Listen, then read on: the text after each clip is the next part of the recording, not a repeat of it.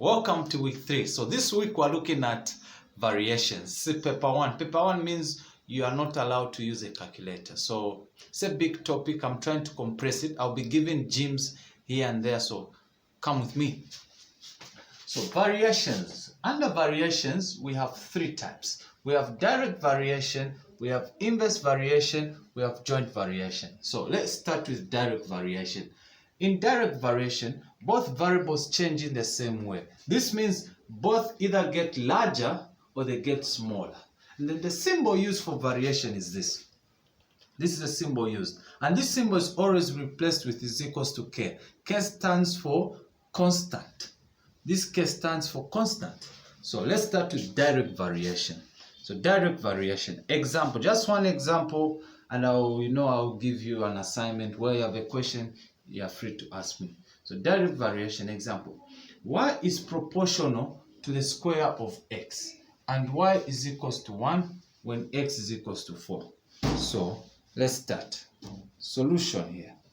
So let's read this again. Y is proportional. So once you hear this word proportional, they're talking about direct variation. So you're going to write y is equals, after equals you put your k. So y is equals k, then to the square of x. To the square of x. Square of x means x, then you put square here. So y is equals to k x squared. This is what it means. And then you always notice that they'll always give you numbers here. They'll always give you numbers. So there's a y is equals to 1, and then here they've given us x is equals to 4. Always they'll do this. So if it's not like this, they'll give you a box. I'm sure I have seen such a box. And in that box, always the first 2 numbers are always given. Why? For you to find the k. For you to find the k. So let's start. So here they told us our y is 1. So you're going to write 1 where there's y. K we don't know. X they told us is 4. So squared. So 1 is equals to k. Then 4 squared is 16. Yeah, this is 4 times 4, not 4 times 2, 8. 4 times 4. So over 16 over 16. So k is equals to 1 over 16. That's your k. Simple as that. So direct, they're always in the same line. And just follow what they are saying. Just follow what they are saying. So we have b. So this was our a. Then our b, they've told us y, find y when x is equals to 20. So remember, this is our equation is y is equals to k x squared. Where there's k, you replace with what you have found. So always in the exam, before you do anything, always find your k, your constant. So y is equals to, our k was 1 over 16 x squared. So here we've been told that find y when x is equals to 20. So you're going to say y is equals to 1 over 16 times, because here there's an invisible times in. X I've told us is 20. So 20 squared. So y is equals to 20 squared over 16. So y is equals to, this 20 squared is 20 times 20, which gives us 400 over 16. So here therefore y is equals to 25. Yeah, so now let's move on to inverse.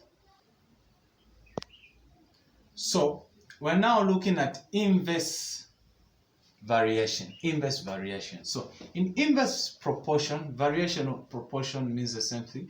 In inverse proportion, when one variable increases, the other variable decreases. So it's the opposite. One increases, the other decreases. Yeah, so ways of expressing inverse proportion. So y is inversely proportional to x. So check this, because I want to make this shortcut for you. So it will be y is equals, so I said after equals, what do we put? K. So with inverse, the second variable always is a denominator. So here y is inversely proportional to x. So they'll always say check inversely. So the second variable is always going to be a denominator. So you're going to put x here. So always is like this. Always there will be a numerator, denominator. Direct, they're always in the same line. So then let's try this also. y is inversely proportional to square of x. So check this. So y is equals, I said after equals always is k. Then I said the second variable is the denominator. So x squared, so it's x squared. Yeah? Let me give you an example. Example. Y is inversely, please pay attention. They are asking is inversely. This is very important. So y is inversely proportional to x squared. And y is equals to 4 when x is equals to 1. Calculate. They've told us calculate k. So solution. Let's write our equation. So y is equals to k over x squared. That's the equation. Huh? Y is inversely proportional to x squared. This is what it means. So always, why have they given you the two numbers? For you to find k. So here they've told us y is equals to 4. So I'll put 4 here. K I don't know. Then x have told me is 1. So 1 squared. Once you forget this squared, forget about the question. You lose your 4 marks, but you won't forget. So 4 is equals to k. 1 squared is 1. What do we do here? Cross multiply. So k is equals to 4 times 1 is 4. That's your k. So I've told you this. Once you find your k, replace it. Remember this was my original equation. Yeah? This was my original equation. Y is equals to k over x squared. Once you find your k, so you're going to say y is equals to 4 because you have found 4 as your k. X squared. So this is what you're going to use to find other variables. Y is equals to 4 over x squared. Yeah? So here the question they're asking us, find or calculate y when x is equals to 2. Calculate y when x is equals to 2. So I'll write my equation where I found my k. Yeah? Because this is what I'll use to find. Because why are you finding k? So that you can solve these others. You cannot solve these two if you don't have your k. So find y when x is equals to 2. So say y is equals to 4. My x is 2. So I'll just put 2 to the power 2. So y is equals to 4. 2 to the power 2 is 4. So y is equals to 4 into 4. This is 1. Done. Simple. It's very simple. The third one. Calculate x when y is equals to 16. Always before I do anything, I'll write my equation, which is 4 over x squared. So calculate x when y is equals to 16. So I'll put 16 here. 4x squared, yeah? So what do? Cross multiply. So this is 16x squared is equals to 1 times 4 is 4. So over 16 over 16.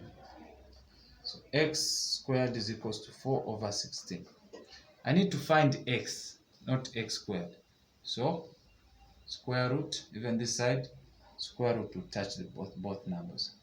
So therefore, x is equals to 2 over 4. The root, square root of 4 is 2. Square root of 16. Square root of 16 is 4. So you end here. Don't simplify because you're finding roots. Yeah? Let's now look at joint variation. So, final variation is joint. So joint simply is a combination of direct and inverse variation. So I've just given one example. I know you follow me because you're very bright. So example, v varies directly as the square of x and inversely as y. Given that v is equals to 9 when x is equals to 3 and y is equals to 4, find x when v is equals to 50 and y is equals to 2. Here's the solution. So it's very important to read the question. So v varies directly, and you know direct is in the same line. So after equals, I know is k. So v varies directly as the square of x. So square of x. So we have written the first variation. And inversely as y. You remember when I say inversely, we are talking about the denominator, isn't it? So this is a denominator. Once you have this, your first thing always is to find your k. Whether you have been asked or not, you always have to find your k. And here, that's why we've been given these three numbers. So here, our v is 9, so 9. Okay, our x is 3, so 3 squared. Our y is 4. Yeah, let's continue. So 9 is equals to k. This will give us 9. This is 4. What do we do? Cross multiply. 9 times 4 is 36. It's equals to 9k. 1 times k9 is 9k. So over 9 over 9, because you want to find your k. So k is equals to 4. So our k is 4. Yeah. So once we find our k, we replace. So v is equals to, I'm writing the original first. So then I have v is equals to 4, because we found your k as 4. X squared over y. Once you have this, you can now solve what they're trying to, what they have asked you. So here they have asked us, find x when v is equals to 50 and y is equals to 2. So v is 50. For our finding x, so x squared. Y is 2. What do we do? Cross multiply. 50 times 2, 100. 1 times 4x squared is 4x squared. So over 4 over 4. This will cancel. So x squared is equals to 25. Remember, we remove a square with the root. So square root both sides. This side. So x is equals to positive or negative 5. That's all. So that is it about variation. It's a very big topic, so I've tried to compress it. I hope you have gotten 1 or 2 things. I'll send your quiz, your assignment. Yeah, so study hard and solve hard. Bye.